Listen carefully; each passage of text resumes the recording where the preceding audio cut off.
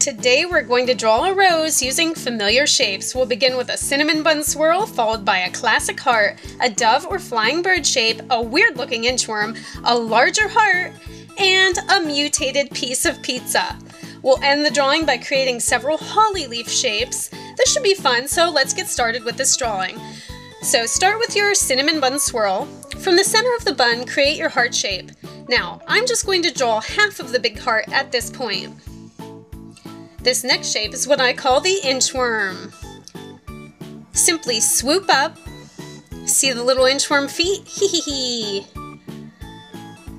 Don't draw the face though. Alright, here's the second half of our large heart. Now check out this next shape, a nuclear power plant. These two curved lines are what I call the nuclear power plant shape. And this next curve is the string to the heart balloon.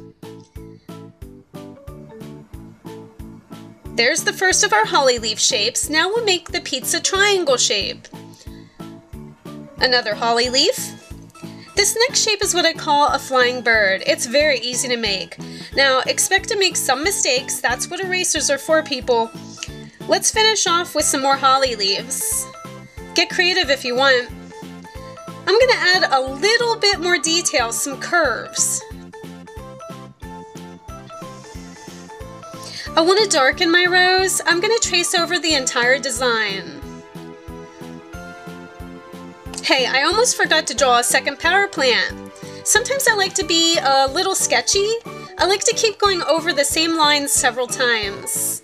But that's it, people. We just drew a rose using familiar and simple shapes. Thanks for watching, and don't forget to like and subscribe.